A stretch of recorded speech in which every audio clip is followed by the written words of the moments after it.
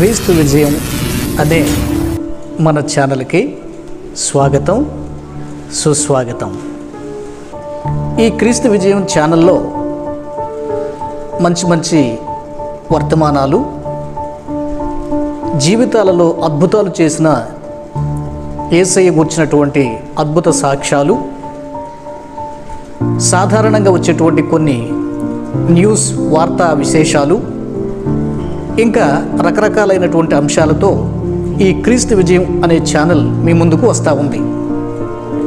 గుర్తుంచుకోండి, ఈ క్రీస్తు విజయం అనే ఛానల్ ముఖ్యంగా క్రైస్తవ్యానికి, బైబిల్కు, క్రీస్తు ప్రభువుల వారికి ఎవరైతే వ్యతిరేకంగా అవమానించాలని కోరుకుంటూ వీడియోలు చేస్తున్నారో వారికి ధీటుగా జవాబు ఇవ్వటానికే ఈ ఛానల్ ప్రారంభించబడింది.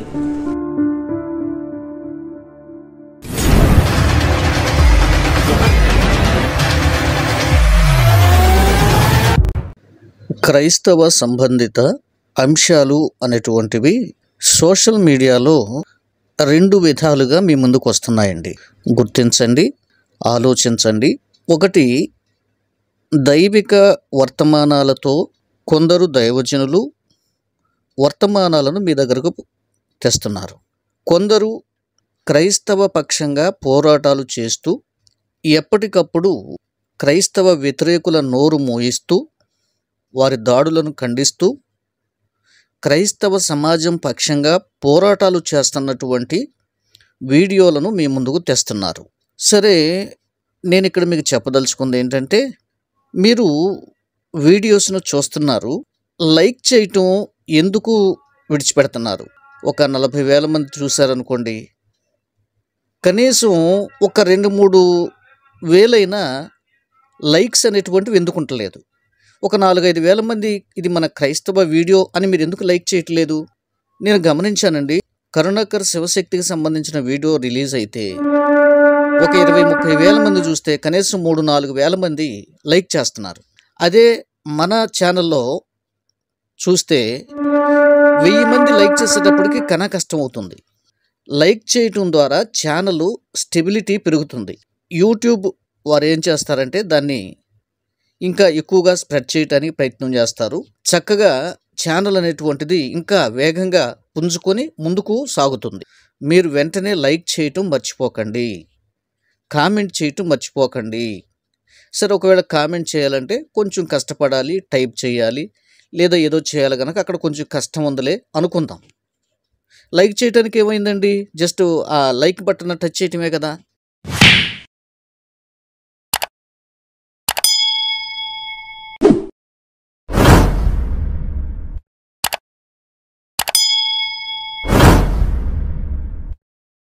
కనుక లైక్ చేయటం మర్చిపోబాకండి ఇక నుండి అయినా. అట్లాగే తెలిసినటువంటి నలుగురికి చాలు, మీరు చూసిన వెంటనే ఒక నలుగురికి దాన్ని ఫార్వర్డ్ చేయండి. ఇలాగున మన క్రైస్తవ సంబంధితమైన ఛానల్స్ అన్నింటికి కూడా మీరు చేయటానికి ప్రయత్నం చేయండి. కొంతమంది ఆలోచన ఏంటంటే, అబ్బో వీళ్ళకి ఏదో యూట్యూబ్లో డబ్బులు వచ్చేస్తాయి, లక్షలు వచ్చేస్తాయి, ఇక వీళ్ళు బాగా డబ్బులు సంపాదించేసుకుంటున్నారు, అందుకనే వీళ్ళు ఇట్లా చెప్తున్నారేమో అని భావించకండి. మతోన్మాదులైనటువంటి వారితో కూడా ప్రేమగా మాట్లాడి వారిని కూడా మార్చే ప్రయత్నం చేసే ఏకైక ప్రేమపూరితమైనటువంటి ఆదర్శవంతమైనటువంటి యేసుక్రీస్తు వారి అడుగుజాడల్లో నడిచే ఛానల్ ఇది. నేను ధైర్యంగా చెప్పగలను. ఒకవేళ ఏదో యూట్యూబ్ నుంచి ఏదో డబ్బులు వచ్చేస్తున్నాయండి వీళ్ళకి లక్షలు అనుకోబాకండి. నాకు తెలిసి సుమారుగా శివశక్తి సంస్థకు 50,000కి పైగా 60-70 వేల రూపాయల వరకు వాళ్ళకి వస్తాయండి. అంటే సుమారుగా 1,00,000 వరకు వచ్చే ఛాన్స్ ఉంది వాళ్ళకి. అంటే వాళ్ళ వీడియోల రన్నింగ్ని బట్టి, నాకున్న అనుభవాన్ని బట్టి, యూట్యూబ్ పరిశీలకునిగా నేను ఒక అంచనా వేసి చెప్తున్నాను. 50,000 పైన, 1,00,000 రూపాయల లోపట, కొన్ని సందర్భాల్లో 1,00,000 పైన కూడా నెలకి వారి ఆదాయం వస్తుంది. కామెంట్లు ఎక్కువ రాస్తారు. ఆ కంటెంట్ ఏంటి అన్నది వాళ్ళకి ముఖ్యం కాదు. మా అన్న, మేము హిందువులం, ఇది హిందూ ఛానల్, ఇంకా ఆలోచన తప్ప వారికి వేరే ఆలోచన ఉండదు. సో ఇతర ఛానల్స్ ఏమో నాకు తెలియదు. మన ఛానల్ వరకు వస్తే ఒక్కొక్క సందర్భంలో సగటున ఒక 10,000, మహా అయితే సగటున ఒక 15,000 నేను సగటున చెప్పాను మీకు. కనుక మేము మళ్ళా మ్యాక్సిమం దేవుని సొమ్ము దేవుని సేవకుల కొరకు ఇస్తూనే ఇలాగ వచ్చేటువంటి ఈ 10,000 అనండి, 20,000 అనండి, 15,000 అనండి, ఒక్కొక్క నెలలోనైతే అసలు ఏమీ రావండి. $100 నిండితేనే ఎవరికైనా యూట్యూబ్ వాడు మనీ పంపిస్తాడు. ఒక నెల క్రితం, 2 నెలల క్రితం మనకు ఒక నెలలో అసలు మనీ రాలేదండి. దీన్ని బట్టి మీరు అర్థం చేసుకో. ఈ ఛానల్స్ నడిపేటువంటి వారు ఎలాగలా కొంతమేర ఆదాయం వస్తుంది అనే ఆలోచన ఉంటుంది.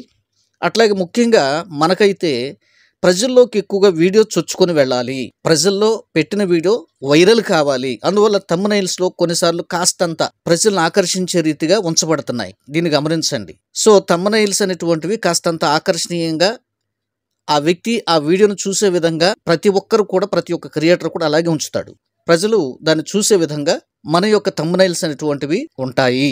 కాబట్టి ఇక్కడ మా ముఖ్య ఉద్దేశం ఆ వీడియోలు వైరల్ కావాలి, అనేకులు చూడాలి. ఇది మొదలుకొని క్రైస్తవ సోదరులైనటువంటి వారు మన ఛానల్ చూసిన వెంటనే, వీడియో చూసిన వెంటనే లైక్ చేయటం మర్చిపోకండి. కనీసం నలుగురికైనా మీరు దాన్ని షేర్ చేయటం మర్చిపోకండి. మీకు శక్తి ఉంటే, ఆసక్తి ఉంటే మీరు ఖచ్చితంగా కామెంటు దాని గురించి మీ ఆలోచన ఏంటో పంచండి. నేను కాదండి, చాలామంది వాటిని చదువుతారు, చదివి మళ్ళీ వాళ్ళు రాస్తారు, చదువుతారు మళ్ళీ రాస్తారు కొంతమంది ఇలాగా. సో ఇది ముందుగా నేను నా యొక్క హంబుల్ రిక్వెస్ట్ మీ ఎదుటకు తెస్తున్నానండి. మన విజయ్ ప్రసాద్ రెడ్డి గారి యొక్క ఒక వీడియో నా దృష్టికి వచ్చిందండి. ఒక ప్రశ్నోత్తరాల కార్యక్రమం ఏదో జరిగినట్లుగా ఉంది. దానికి సంబంధించి ఒక సుమారుగా 10 నిమిషాలు నిడివగలిగినటువంటి ఒక వీడియో క్లిప్ను నేను చూడటం జరిగింది. సరే, చివరి దాకా చూశాను అని నేను అనుకోవట్లేదండి, కొంతమేర చూశాను. సరే, దీని మీద మీకు ఒక అవగాహన కలిగించాలి అన్న ఉద్దేశంతో దీనికి ఒక వివరణ, ఇది కౌంటర్ అని అనుకోకండి, విజయ్ ప్రసాద్ రెడ్డి గారికి కౌంటర్ అనుకోకండి, జస్ట్ వారు ఇచ్చినటువంటి దాని మీద మరి కాస్తంత వివరణ మీ ముందుకు తెచ్చే ప్రయత్నం చేస్తున్నాను అనే భావించండి. సరే, ఏముండే మనలో మాట, క్రైస్తవ సమాజంలో కొంతమందిని ఏదో మనం సందర్భాన్ని బట్టి, సమయాన్ని బట్టి మరి ఇబ్బందికరంగా, దేవునికి వ్యతిరేకంగా, దేవుని వాక్యానికి వ్యతిరేకంగా ఉన్నప్పుడు ఖండిస్తున్నాం. కానీ సాధారణంగా మన క్రైస్తవ సోదరులందరూ, దేవుని సేవకులందరినీ కూడా వారిని నేను గౌరవిస్తానండి, వారిని నేను ప్రేమిస్తున్నాను. ఇది గుర్తుంచుకోండి. క్రైస్తవులంతా ఐక్యతగాను, సమాధానంగాను మరి జీవించాలని కోరుకునే వారిలో నేను ఒకడిని. సహోదరులు ఐక్యత కలిగి నివసించుట ఎంత మేలు, ఎంత మనోహరము అని వ్రాయబడింది. నిజానికి ఈ కాలంలో క్రైస్తవ సహోదరులందరూ కూడా, క్రైస్తవ సంబంధిత సహోదరులందరూ కూడా ఏక మనస్సు, ఏకాత్మ, ఏకభావము, ఐక్యత కలిగి జీవించుట చాలా చాలా అవసరం. థంబ్నెయిల్ మీద ఉన్నటువంటిది ఎస్సీ కులానికి చెందిన క్రైస్తవులు బీసీసీలోనికి మారకపోతే దేవుని దృష్టికి పాపులా అన్న టైటిల్తో ఈ వీడియో వచ్చిందండి. బహుశా ఎవరో ఆయన్ని ఒక ప్రశ్న రాశారండి ఇలాగన్నా, మరి దీనికి జవాబు ఏంటి? దానికి ఆయన వేలో, ఆయన యొక్క ఆలోచనను బట్టి ఆయన మాట్లాడటం జరిగింది. వీలైతే ఆయన మాట్లాడిన మాటలు ప్లే చేస్తూ ప్రక్కనే నేను మాట్లాడుతున్న మాటలను మ్యూట్ చేసి రెండింటిని ప్లే చేస్తూ ఈ ఆడియో అనేది మీకు వినిపిస్తాను. తర్వాత తెలుసో తెలియకో కామెంట్ రాయకండి. సాధారణంగా ఇతరుల వీడియోని మనం వాడుకుంటున్నప్పుడు దానికి ఒక లిమిట్ ఉంటుందండి. లిమిట్ దాటితే వీళ్ళు కాపీరైట్ స్ట్రైక్ ఇవ్వచ్చు. అట్లా యూట్యూబ్ వారైనా దాన్ని గుర్తించి ఆ వీడియో విషయంలో స్ట్రైక్లు ఇచ్చేటువంటి అవకాశాలు ఉంటాయి. దీని సారాంశం ఏంటయ్యా అని మనం ఒక మాటలో గ్రహిస్తే, ఎస్సీ కులానికి చెందినటువంటి వారు బీసీసీలోకి మారకపోయినా సరే వారు దేవుని నమ్ముకున్నారు కాబట్టి పాపులు అని మనం చెప్పాల్సిన అవసరం లేదు. ఇక ఆ విషయాన్ని విడిచిపెట్టేసేయండి. టోటల్గా మనం ఒక పోరాటం చెయ్యాలి. ఏంటంటే బీసీసీ అన్నదాన్నే పూర్తిగా ఎత్తేసేయండి. మత విషయానికి వచ్చేటప్పటికి క్రైస్తవ్యంగా మమ్మల్ని గుర్తించండి. ఈ అంశం మీద మనం పోరాటం చేద్దాం. అంతే తప్పించి ఎస్సీలుగా ఉండి చర్చికి వెళుతూ వాళ్ళు ఏదో బీసీసీలుగా సర్టిఫికేట్ తీసుకోకపోతే దేవుని దృష్టిలో వాళ్ళు పాపం చేసినట్టు కాదు అన్న భావనతోనే ఆయన ఆన్సర్ ఇచ్చాడు. ఆయన వీడియో సారాంశం ఇది. సరే, ఈ విషయంలో నేను ఎందుకు కలుగు చేసుకున్నానంటే, దీని విషయంలో మరి ఒకరిద్దరు పాస్టర్ గారు ఇలాగ మాట్లాడుతున్నారు అన్నట్లుగా ఆయన ప్రస్తావన చేశారండి. సరే, సాధారణంగా ఇట్లాంటి విషయాలు ఎడ్వర్డ్ విలియం గారు మాట్లాడతారు. రెండోది నేను మాట్లాడతాను సోషల్ మీడియాలో సహజంగా నాకు తెలిసినంతలో. ముఖ్యంగా ఆయనకంటే కూడా ముఖ్యంగా కులగణన అన్న అంశం వచ్చాక మన ఛానల్ నుండి చాలా వీడియోలు ఈ అంశం మీద బయటకు వచ్చినాయి. సో కనుక మరి నేను ఇక్కడ రెస్పాండ్ అవ్వటానికి ముఖ్య కారణం ఇదండి. అయితే ఇప్పుడు నేను ఆయనకు ఏదో వ్యతిరేకంగా మాట్లాడతానని ఎవరు భావించొద్దు. ఆయన మాట్లాడినటువంటి మాటల్లో ఉన్నటువంటి విషయ సారాంశాన్ని చెబుతూ నేను ఇక్కడ మీకు చెప్పదలుచుకున్నటువంటి విషయాలు మీకు చెప్తాను. ఇది ఎస్సీ సోదరులందరికీ కూడా చాలా ఉపయోగకరంగా ఉంటుంది, లేదా మన బీసీ సోదరులు క్రైస్తవ సమాజానికి ఉపయోగకరంగా ఉంటాయి. ఒక అర్థవంతంగా మీరు ఒక విషయాన్ని అవగాహన చేసుకొని అర్థవంతంగా జీవించడానికి, లేక ఎవరైనా మనల్ని ప్రశ్నిస్తే సమాధానం చెప్పడానికి ఉపయోగపడతాయి. కనుక కాస్తంత లెంతీగా అనిపించిన ఈ వీడియోని తప్పకుండా ప్రతి ఒక్కరూ చూసే ప్రయత్నం చేయండి. ఎస్సీ కులానికి చెందినటువంటి క్రైస్తవులు బీసీసీ సర్టిఫికెట్ ఖచ్చితంగా తీసుకోవాలని కొందరు బోధకులు బోధ చేయుచున్నారు. ఒకవేళ తీసుకోకపోతే మనం క్రీస్తుని ఎరుగమని అన్యుల ముందు ఒప్పుకున్నట్టే అని బోధిస్తున్నారు. బీసీసీ సర్టిఫికెట్ తీసుకోవడం వాక్యానుసారమా? బీసీసీ సర్టిఫికెట్ తీసుకోకపోతే పాపమా? దయచేసి దీనికి పూర్తి పరిష్కారాన్ని తెలియచేయండి. రైట్. ఇక్కడ మన రెడ్డి గారు ఏం చెప్తున్నారంటే, సరే ఈ బీసీసీలో ఉన్నటువంటి విధానాన్ని బట్టి నేను ఓసీ గనక బాబు నేను క్రిస్టియన్ని, నేను క్రైస్తవునిగా జీవిస్తున్నాను, పాస్టర్ గారినండి, ఎంఆర్ఓ గారు నన్ను తీసుకెళ్ళి బీసీసీలో పెట్టండి అని నేను ఆయనకు అనేకసార్లు ఫోన్ చేశానండి. లేదు కుదరదండి, అట్లా చేయటానికి వీల్లేదండి అని ఆయన చెప్పాడండి. కారణం ఏంటి? నేను కనుక బీసీసీలోకి వెళ్తే బీసీసీలో ఉన్నటువంటి రిజర్వేషన్ నాకు వర్తిస్తుంది కనుక అలాగ మేము ఇవ్వండి అన్నారు అని చెప్పారు. ఇప్పుడు వాక్యానుసారం అని నిజంగా క్రైస్తవ సమాజంలో బుర్ర తక్కువ వాళ్ళు చాలామంది ఉన్నారు. వాళ్ళకి బైబిల్ సరిగ్గా తెలియదు కానీ బోధిస్తుంటారు. వాళ్ళు ఏమంటారంటే, ఇప్పుడు మనం బీసీసీ సర్టిఫికెట్ తీసుకుంటేనే దేవుని పిల్లలు అవుతాం, లేకపోతే అవ్వం అని చెప్పి మాట్లాడుతూ ఉంటారు. కొన్ని కులాల వాళ్ళకే ఈ రూల్ ఏంటండి అసలు?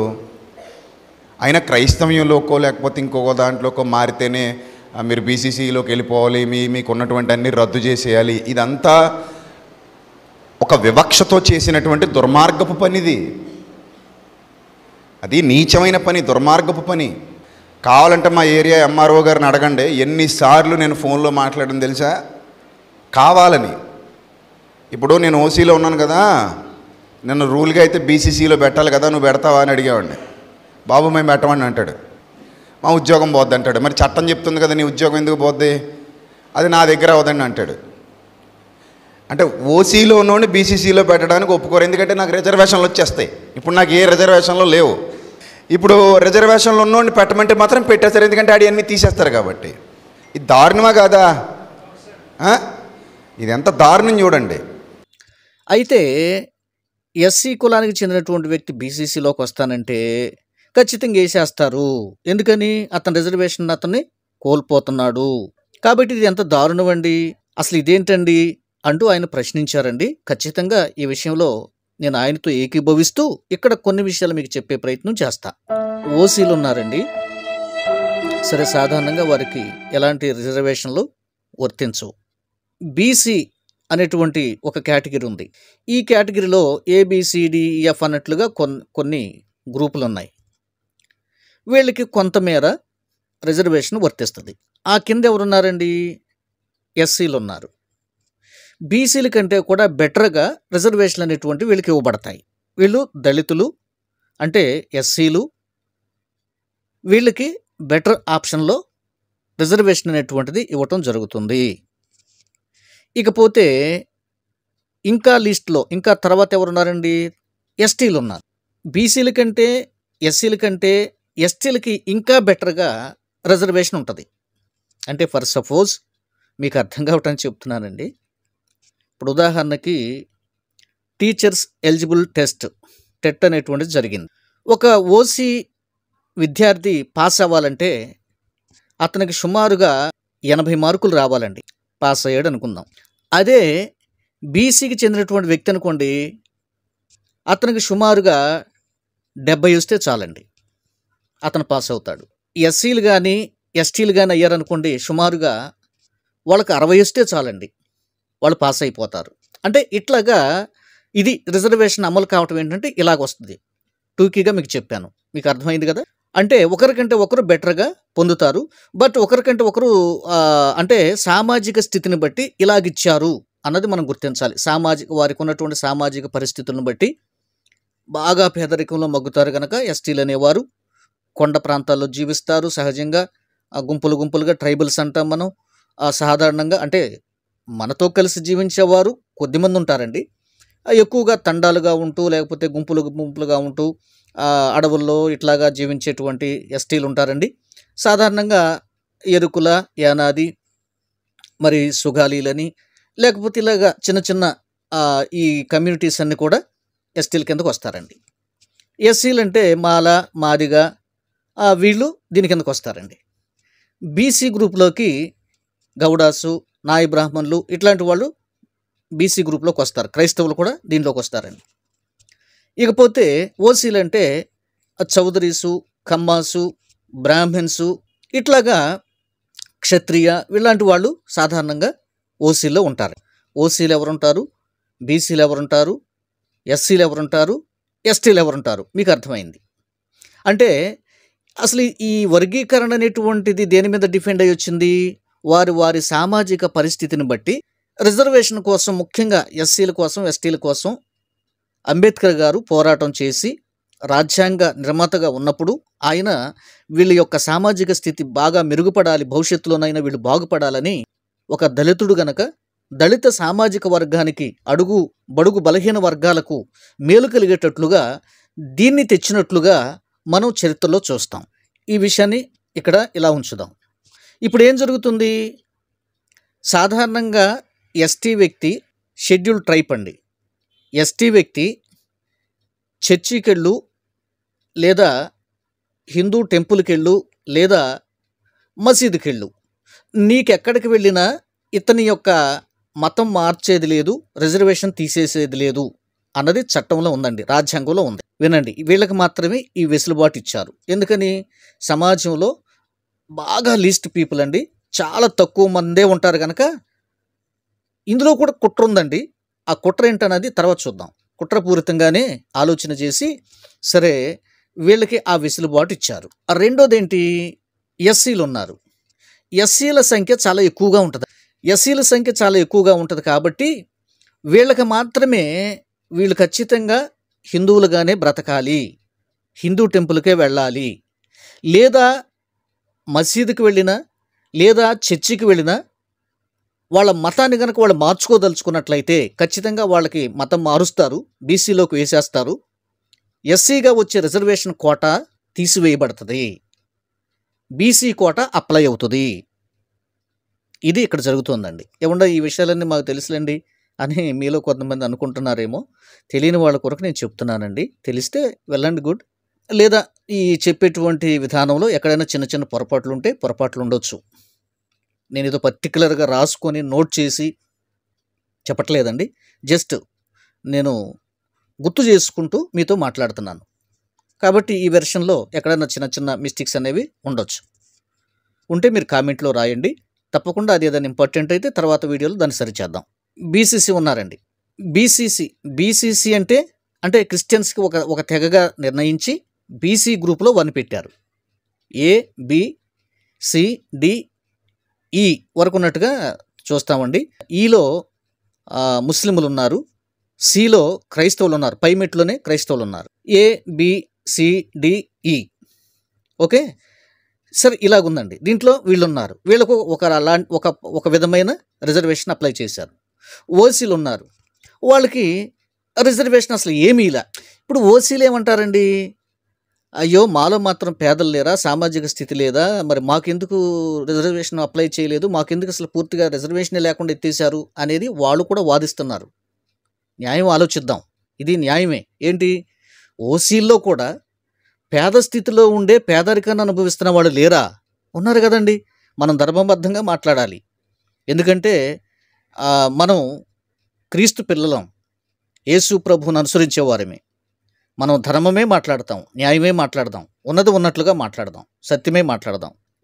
వాళ్ళు కూడా ఇదే వెర్షన్ మీద వాళ్ళు కూడా ఇప్పటికీ ఈ విషయంలో వాళ్ళు అసంతృప్తిగా ఉన్నారు. ఏంటి, ఓసీలకి అసలు రిజర్వేషన్ లేకుండా ఎందుకు చేశారు, మాలో పేదవాళ్ళు లేరా అన్న వాదన ఉంది. ఇలా ఎందుకు విడగొట్టుకొచ్చారండి? ఎస్సీలకి మాత్రం ఎందుకు పెట్టారండి? సరే, ఎస్టీలకి ఎందుకు పెట్టారంటే వాళ్ళు సామాజిక స్థితిలో మరీ పూర్తిగా దారుణంగా ఊరు వెలుపల ఉండిపోతున్నారు, లేకపోతే ఎక్కడో ఉంటారు, చాలా తక్కువ మంది మాత్రమే ఉన్నారు కనుక చదువు అనేటువంటిది పెద్దగా ఉండదు.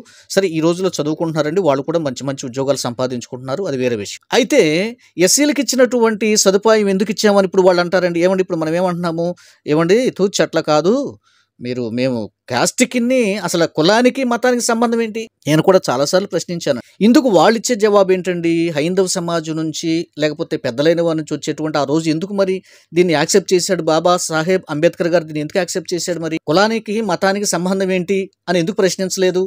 ఇవన్నీ కూడా ఒకానొక సమయంలో ఆల్మోస్ట్ 1953 ఇప్పుడు కొన్ని కార్యక్రమాలు జరిగినాయంటూ ఏదో ఇట్లా కొన్ని 1938లో ఒకటేదో జరిగిందని, 1953లో ఒక సంఘటన జరిగిందని, ఆ తర్వాత క్రైస్తవులందరూ కూడా బీసీసీ గ్రూప్గా డివైడ్ చేశారని, వీళ్ళకి కూడా ఇది కోల్పోతున్నారని, ఈ ఆర్డినెన్స్ ఏదో వచ్చిందని ఏదో చెప్పుకొస్తారండి. సరే, అదంతా కాదు, మన సారం మాత్రమే మాట్లాడుకుందాం. అంత పూర్తి వివరాలతో కాకుండా తెలిసినవి టూకీగా మాట్లాడుకుందాం. కనుక ఇక్కడ మనం ఏం చూస్తున్నామంటే, మతం మారి ఒకవేళ అంటే క్రైస్తవ్యాన్ని క్రైస్తవుల మార్గం అంటారండి. సరే, అది పక్కన పెట్టండి. చట్టరీత్యా ఆ మాట చెల్లదు. చట్టరీత్యా మతంగానే క్రైస్తవ్యం మతంగానే గుర్తించబడుతుంది. ఇస్లాం మతం, హిందూ మతం. మతానికి క్యాస్ట్కి సంబంధం ఏంటండి? బీసీ ఎత్తేయాలి అని మనం పోరాటం చేద్దాం అనంటే వాళ్ళు కూడా ఏమంటారంటే, ఓసీలో ఉన్నటువంటి వాళ్ళకు కూడా మాకు రిజర్వేషన్ కావాలి, మేము కూడా పోరాటం చేయడానికి రెడీ అంటున్నారు వాళ్ళు కూడా. ఆ రోజున రిజర్వేషన్ అనేటువంటిది ఏ పందా మీద ఇచ్చారు? వారి సామాజిక స్థితిగతులను బట్టి, వారి పేదరిక విధానాన్ని బట్టి ఒకటి, వారి ఆర్థిక స్థితిగతులను బట్టి ఒక పాయింట్. రెండోది, వీరు కుల వివక్షకు గురవుతున్నారు. ఎవరండి? ఎస్సీ క్యాండిడేట్లు మాత్రమే కుల వివక్షకు గురవుతున్నారు. Note this point. గుడుల్లోకి రానివ్వట్లేదు, అంటరానితనం ఉంది, మీరు దూరంగా ఉండండి అంటున్నారు, ఊరు వెలుపలే ఉంచేస్తున్నారు, చదవటానికి వీల్లేదు, వేదాలు చదవటానికి వీల్లేదు, హిందూ గ్రంథాలు వినటానికి వీల్లేదు, మామూలుగా చదువుకోవటానికి వీల్లేదు, వీరు వెట్టి పనులే చేయాలి, ఊరు వెలుపలే ఉండాలి, ఏదో ముంత కట్టుకొని తిరగాలి, ఇట్లాగా రకరకాల వివక్షలు, ఆర్థిక పరమైనటువంటి చాలా దౌర్బల్య స్థితి ఎస్సీలకు ఉంది. కాబట్టి రిజర్వేషన్ అనేటువంటిది ఈ పర్సెంట్లో వీళ్ళకి కేటాయించడం జరిగింది. మీరు ఎప్పుడైతే క్రైస్తవులుగా మారి లేక క్రైస్తవ చర్చిలకు వెళుతున్నారో ఆటోమేటిక్గా మీ యొక్క స్థితిగతులు మారుతున్నాయి, మీ పద్ధతులు మారుతున్నాయి. ఆటోమేటిక్గా మీరు మా హిందుత్వాన్ని విడిచిపెట్టేస్తున్నారు కనుక రిజర్వేషన్ విడిచిపెట్టేసుకోండి అన్న వాదన వీళ్ళు చేస్తున్నారండి. ఈ డిస్కషన్లన్నీ కూడా జరిగినాయండి మా మధ్య. బహుశా అన్నీ మేము ఛానల్లో పెట్టి ఉండకపోవచ్చు. మీరు చర్చికి వెళ్ళేటట్లయితే రిజర్వేషన్ పోయేటట్లుగా రాజ్యాంగంలో ఎందుకు రాయబడింది అనంటే కారణం ఇది. ఏదో మతం మారాం కాబట్టి కులానికి మతానికి సంబంధం ఏంటంటూ మీరు ప్రశ్నిస్తున్నారు. అసలు అది కాదు అక్కడ విషయము. హిందువులుగా ఉంటూ వివక్షకు గురవుతున్నారు కనుక మీకు రిజర్వేషన్ ఇచ్చాం. రిజర్వేషన్ కోటా ఇవ్వటానికి రాజ్యాంగంలో రాయబడింది. వివక్షకు గురవుతున్నారు కాబట్టి. ఇప్పుడు మీరు వివక్ష లేనటువంటి క్రైస్తవ్యంలోకి వెళ్తున్నారు, అక్కడ అందరూ సమానమే. కాకపోతే ఇక్కడ మనం నోట్ చేయాల్సింది ఏంటంటే, చర్చికి వెళ్ళినంత మాత్రాన ఆర్థిక పరిస్థితులు ఎక్కడ మారుతున్నాయండి? ఒకవేళ వేషధారణ ఏదైనా మారొచ్చు, సమానత్వం వాళ్ళకి రావచ్చు. చర్చిలో అందరూ సమానమే, అందరూ ఈక్వల్ టు పాస్ట్ గారు, అందరూ బ్రదర్ అని పిలుచుకుంటారు, అక్క అన్న అని పిలుచుకుంటారు, అందరూ సమానమే, సమదృష్టితో చూడబడతారు. అంత మాత్రాన ఆర్థిక స్థితిగతులు మారుతున్నాయా? మారట్లా.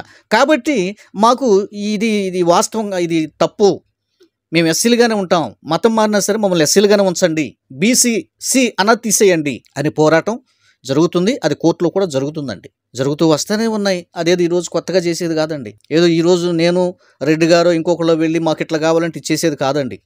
కొన్ని వందల సంవత్సరాల నుంచి ఇవి నడుస్తూనే వస్తున్నాయి. విషయం అర్థమైంది కదా?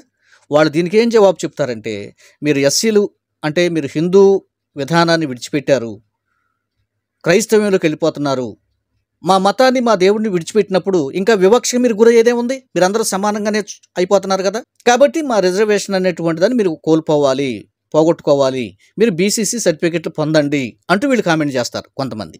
నిజానికి చట్టంలో కూడా అదే ఉందండి. ఎవరైనా చర్చికి వెళుతుంటే ఎస్సీ వ్యక్తి నాకు బీసీసీ సర్టిఫికేట్ కావాలంటే ఖచ్చితంగా ఇస్తున్నారు. నాకున్న రిజర్వేషన్ అక్కర్లేదండి, బీసీసీలో ఏదైతే ఉందో దాంట్లో చాలు, మాకు పెద్ద ఎక్కువ మాకు అక్కర్లేదు, మాకు దేవుడే ముఖ్యం అని భావించి ప్రస్తుత తరుణంలో ఈ 200 సంవత్సరాల నుండి జరుగుతున్న విషయం ఇది. మాకు దేవుడే కావాలి. ఇప్పుడు నేనున్నానండి, మా తండ్రి గారు దేవుని సేవకులు, అందుకని నాన్నగారు ఏం చేయించాడు, మేము చిన్నపిల్లలప్పుడే బీసీసీ అని రాయించారు. ఎస్సీ అన్నది మాకొద్దు, రిజర్వేషన్ పోయినా మా పిల్లలకు పర్వాలేదు, మాకు దేవుడు ముఖ్యం అని బీసీసీగా వ్రాయించారు. సేమ్ నేనేం చేశానండి, అవును మా పిల్లల విషయంలో కూడా ఏమండి ఎస్సీలుగా రాస్తామని స్కూల్ వాళ్ళు మాట్లాడారు, ఫోన్ చేసి నాకు, అవసరం లేదు మా పిల్లలు కూడా బీసీసీ అని రాయండి అని చెప్పాను. అంటే ఇక్కడ అర్థం ఏంటి, ఇప్పుడు ఇల్లు కాలుతుందండి, సరే మ్యాక్సిమం ఏం చేయాలి, వెంటనే నీళ్లు పోసే ప్రయత్నం చేయాలి దగ్గరున్న వాళ్ళు. దీనికి నేను నిప్పెవడ పెట్టాడు, అసలు కారణం ఏంటి, అంత ఆవేశం ఎవడికుంది, ఎవరు ఈ కుట్ర చేశారు, ముందు ఆలోచిద్దాం, ఆగండి అంటామా చెప్పండి. నిప్పుబడిందనగానే దాన్ని ఆర్పుకునే ప్రయత్నం చేయాలి, లేదా అంబులెన్స్కి ఫోన్ చేయాలి, ఏదో ఒక ప్రయత్నం చేయాలి. ఆ ప్రయత్నం అంటేనే ఇది. మనం ఆటోమేటిక్గా బీసీసీలోకి రావడమే నాకు తెలిసినంతలో. ఎందుకు ఇది? దైవకంగా మీ అందరికీ తెలిసిందేనండి. మనుషుల ఎదుట ఎవడైతే నన్ను ఒప్పుకొనడో పరలోకమందున నా తండ్రి ఎదుట కూడా నేను మిమ్మల్ని నా బిడ్డ అని చెప్పి నేను ఒప్పుకోలేనని ఒక వాక్య భాగం మనకు తెలుసు. ఇక్కడ కేవలం ఎస్సీ కోటాలు ఏదో మనకు లాభం వస్తుంది అని నువ్వు అక్కడ ఆగిపోతే, చట్టం దృష్టిలో నువ్వేంటి, ఒక హిందువుగానే నువ్వు పరిగణించబడి హిందువుగా నువ్వు మేలు పొందుతూ చర్చిలోకి వెళ్ళి నేను క్రైస్తవుడు అంటే దేవుని దృష్టికి అది న్యాయమా? కాదు కదా. అక్కడ అన్యాయం జరిగిందండి, అన్యాయం జరిగిపోతుందండి అన్నది పక్కన పెట్టండి. మతం మారితే కులం మారటం అన్నది అసలు పద్ధతిగా లేదు, నేను యాక్సెప్ట్ చేస్తున్నాను, అది తర్వాత విషయం. ఈ లోపల నువ్వు చచ్చిపోతావు, నీ సర్టిఫికేట్లో నీ విధానాల్లో ఎస్సీ అంటే ఒక హిందువు, ఇండియన్ హిందువుగాని చచ్చిపోతావు. సరే పరలోకం వెళ్తారా నరకం వెళ్తారా అన్నది పక్కన పెట్టండి, అది దేవునికి మహిమకరం కాదు కదా. అందుకని మన తండ్రుల కాలం నుంచి ఏం చేసుకొచ్చారంటే ఆటోమేటిక్గా ఎస్సీలు అయితే వారి విషయాల్లో ఆటోమేటిక్గా బీసీసీలుగా రాయించుకున్నారు. తమ పిల్లలకి చాలామంది అలాగే చేసిన వాళ్ళు ఉన్నారండి, నాకు తెలుసు. పోనివ్వండి, పోతే పోయినాయి, మాకు దేవుడి కంటే ఎక్కువ కాదు అనుకున్న వాళ్ళు వదిలేశారు. సరే అప్పటికే ఎస్సీలుగా ఉండి జాబ్స్ పొందినటువంటి వాళ్ళు ఉంటారు, మరి వదిలిపెట్టుకుందామా? అవసరం లేదు. మరి మీరేం చేయొచ్చు, మీకు ఇష్టమైతే ఏమండి నేను ఎస్సీగా ఉండట్లేదు, బీసీగా నేను చేంజ్ అయ్యాను, నన్ను గుర్తించండి అని ప్రభుత్వ అధికారులకు అర్జీ పెట్టుకుంటే వాళ్ళు దాన్ని యాక్సెప్ట్ చేస్తారు. ఈ ఎస్సీ కోటా నుంచి మిమ్మల్ని బీసీలోకి డైవర్ట్ చేస్తారు. చేసిన తర్వాత మీకు ప్రమోషన్స్ అనేటువంటివి నిలిపేస్తారు, అంతేగాని ఉద్యోగాలు పోవండి. ఇది ఒక విధానం ఇప్పుడు అమలవుతూ ఉంది. లేదండి అదేంటండి మేము చదువుకుంటున్నాం, మా పిల్లలు చదువుకుంటున్నారు, వాళ్ళకి భవిష్యత్తులో మంచి పెద్ద పెద్ద ఉద్యోగాలు వస్తాయి ఎస్సీలుగా ఉంటే అని అంటున్నావా? అది నీ ఇష్టమే. కానీ ఎస్సీ అంటే ఖచ్చితంగా దాని అర్థం ఏంటి, హిందువు, ఇండియన్ హిందువు. బీసీసీ అంటే ఇండియన్ క్రిస్టియన్, కన్వర్టెడ్ క్రిస్టియన్ అని ఇస్తారు. ఇక్కడ ఏముండే రెడ్డి గారు, మీకు ఒక విషయం తెలియదేమో, బీసీసీలో వేయండి అని మీరు ఎట్లా అడుగుతారు? బీసీసీలో వేసే విధానం అసలు లేదు, మన రాజ్యాంగపరంగా రాజ్యాంగబద్ధంగా రాజ్యాంగ ప్రకారంగా లేదు. కాబట్టి ఏ ఎంఆర్ఓ కూడా అలా చేయడు. మరి మీరేం చేయించుకోవచ్చు, ఒక క్రిస్టియన్గా ప్రభుత్వంలో గుర్తింపు పొందాలంటే కన్వర్టెడ్ క్రిస్టియన్గా రాసిస్తారు మీకు సర్టిఫికెట్. రెడ్డి గారు మీకు తెలియదేమో, వినండి. ఏం రాసిస్తారండి, Vijay Prasad Reddy converted to Indian Christian అని సర్టిఫై చేసి ఇస్తారు. సో బీసీసీలో ఉండరు, మీరు మీ క్యాస్ట్లోనే ఉంటారు, మీరు ఓసీలోనే ఉంటారు, ఓసీ అయితే ఓసీలోనే ఉంటారు. ఇప్పుడు ఓసీ క్యాండిడేట్లు అందరూ కూడా ఏం చేయాలండి, మరి మేమందరం కూడా చర్చికి వెళ్తున్నామండి, హై క్యాస్ట్లో ఉన్నామండి, రిజర్వేషన్లు కూడా లేవండి, అయినా మేము ఒక క్రిస్టియన్గా గుర్తించాలంటే మీరు ఖచ్చితంగా ఆ విషయాన్ని అర్జీ పెట్టుకుంటే మీరు కన్వర్ట్ అయినట్లుగా ఒక సర్టిఫై చేస్తారు. అంటే ఆటోమేటిక్గా మీ మనస్సాక్షికి మీకు నేను క్రైస్తవుని అయ్యాను అన్న సంతృప్తి కలుగుతుంది. లేదనుకోండి మీరు కూడా హిందువులుగానే మిగిలిపోతారు, మీరు కూడా ఒక హిందువుగానే మిగిలిపోతారు. ఆ దేవుని దృష్టిలో దేవునికి సంతోషాన్ని ఎంత కలిగిస్తుందండి? సరే పరలోకం వెళ్ళదని నేను చెప్పట్లేదు, దేవుడిని సంతోషపెట్టే విధానం గురించి నేను మాట్లాడుతాను ఇక్కడ. సరే ప్రభు దయాళుడు, అక్కడ ఉన్న చిక్కులను బట్టి ఇబ్బందులను బట్టి పరలోకం ఇస్తాడని భావిద్దాం. దాన్ని బట్టి ఏదో అడ్డం పెట్టేసి దేవుడు నువ్వు రాబాకనడు, మన హృదయం మారి మన బ్రతుకు మారి మన జీవితం మారితే దేవుడు పరలోకం ఇస్తాడు. కాకపోతే ఇక్కడ మనం దేవుడిని సంతోషపెడుతున్నామా లేదా, మన మనస్సాక్షి సంతృప్తి కలుగుతుందా లేదా, ఇది ఇక్కడ నేను మీతో డిస్కస్ చేస్తున్నాను. ఇప్పుడు ఓసీ క్యాండిడేట్లు అందరూ కూడా ఏంటండి, మేము దాంట్లోనే ఆగిపోయారండి. చాలా వరకు 90% వాళ్ళు ఏ క్యాస్ట్లో ఉన్నారో ఆ క్యాస్ట్లోనే ఆగిపోయారు అంతే. వాళ్ళ సర్టిఫికెట్లన్నీ కూడా హిందూగానే చూపిస్తున్నాయి. అందువల్ల క్రైస్తవ పర్సెంట్ అండి ఏదో 2% అండి 3% అండి అంటున్నారు. రెడ్డి గారు కూడా చెప్పాడండి, వాస్తవంగా అందరూ కూడా మతపరంగా ఏ క్యాస్ట్లో ఆ క్యాస్ట్లో ఉంచేసి మతపరంగా కులమానం వేస్తే ఒక 30-40% ఉంటుందని చెప్పాడండి. నిజమే ఆ మాట. అయితే బీసీసీలోకి రాకపోయినా ఇలా చేయొచ్చండి. ఇలా మన కౌంట్ పెంచుకోవచ్చు. ఎలా పెంచుకోవచ్చు? ఇప్పుడు ఓసీని బీసీలో ఏమంటే ఏనంటున్నాడు. కానీ ఓసీగానే ఉండి నీ క్యాస్ట్లోనే ఉండి నువ్వు క్రిస్టియన్గా గుర్తింపు పొందే దారి ఉంది. అది ఇక్కడ నేను చెప్తుంది. ఆ మార్గం ఉంది. దాని గురించి చెప్పరా ఎవరు కూడా. ఆ మార్గం ఏంటి? నువ్వు ఖచ్చితంగా ఆయన దగ్గరికి వెళ్ళి, సార్ నాకు బీసీసీ అక్కర్లేదు, నన్ను క్రిస్టియన్గా రికగ్నైజ్ చేయండి అని అర్జీ పెట్టుకొని ఆయనతో మాట్లాడితే వాళ్ళు కన్వర్టెడ్ అని చాలామంది రాయించుకున్నారండి. ఎస్సీ నుండి కన్వర్టెడ్ అయ్యాడు, లేకపోతే ఓసీ నుండి కన్వర్టెడ్ క్రిస్టియన్ అని సర్టిఫై చేసే విధానం ఉంది. ఇక్కడ మరొక విషయం ఉందండి. గోడ దెబ్బ చెంపదెబ్బ అన్నట్టుగా దీని మీద సరైన అవగాహన లేనటువంటి రెవెన్యూ డిపార్ట్మెంట్ ఏం చేస్తుంది, ఎంఆర్ఓలు ఏం చేస్తున్నారు, ఓ బాబు ఈ తలకాయ నొప్పి అంతా మనకెందుకని, ఏమండి మేము మాత్రం మార్చేది లేదు, మీ తండ్రుల సర్టిఫికేట్లు తెచ్చుకోండి మీ పిల్లలకి, దాన్ని బట్టి మేము ఆయన ఎస్సీనా బీసీనా ఏదైతే అది రాస్తాం, మార్పు చేర్పులు మేము చేయము, ఎస్సీలో అయితే చెప్పండి బీసీలో పడేస్తాం, దట్స్ ఆల్, మిగిలింది చేయటానికి మాకు రూల్ లేదు, మాకు చట్టం లేదు అన్నట్టుగా మాట్లాడేస్తున్నారు. ఎందుకంటే వీళ్ళకి తెలియట్లా. ఏం తెలియాల్సింది ఏంటి ఎంఆర్ఓ గారికి? ఓసీ క్యాండిడేట్ క్రిస్టియన్ అయినప్పుడు అతను క్రిస్టియన్గా గుర్తించవచ్చు. సర్టిఫికేట్ మీద కన్వర్టెడ్ క్రిస్టియన్ అని రాసియచ్చు. క్యాస్ట్ ఏంటి? ఓసీ. మతం ఏంటి? Christian, converted Christian. ఇలా క్రిస్టియానిటీలో లెక్కించబడతారు. మళ్ళీ వీళ్ళు లెక్కించబడతారండి. మీకు అర్థమైందా? వీళ్ళు లెక్కించబడతారు. మీరు రాసుకోవట్లేదు కనుక క్రిస్టియానిటీలోకి మీరు లెక్కించబట్టలేదు. బీసీలోకి వేయాల్సినంత నీడ్ లేదు క్రిస్టియన్స్గా గుర్తింపు పొందడానికి. ఈ మధ్య కులగణన వచ్చింది. ఇది ఇంకా మనకు కాస్తంత ఈజీ చేసింది క్రైస్తవ్యాన్ని మనం గుర్తించుకోవడానికి. మన రాష్ట్రాల్లో కులగణన మనకు బాగా ఉపయోగపడుతుంది. ఇప్పుడు ఇందక్కడ దాకా మమ్మల్ని గుర్తించండో మమ్మల్ని బీసీలు వేయండో అంటున్నాం, వాళ్ళు వెయిట్ లేదని రెడ్డి గారు చెప్పారు కదా ముందుగా. సేమ్ కులగణనలో ఏముందండి, దీన్ని సపరేట్ చేశారు. నువ్వు ఏ క్యాస్ట్ అయితే ఆ క్యాస్ట్ రాసుకో, ఇక్కడికి వచ్చేటప్పటికి నువ్వు క్రిస్టియన్ అయితే మతం దగ్గర క్రిస్టియన్ రాసుకో. అంటే రాజ్యాంగంలో మార్పు చేర్పులు వచ్చినాయని కాదండి, ఏ రాష్ట్రానికి ఆ రాష్ట్రం ఇలాగిస్తుంది. కాబట్టి ఇప్పుడైనా సరే మనం అక్కడ కులగణనలో మనం క్రిస్టియానిటీగా మనం గుర్తింపు పొందితే క్రైస్తవుల సంఖ్య పెరుగుతుంది. క్రైస్తవుల సంఖ్య పెరిగితే రిజర్వేషన్లు కూడా పెరుగుతాయి. మీకు అర్థమైందా? పదవులు కూడా పెరుగుతాయి.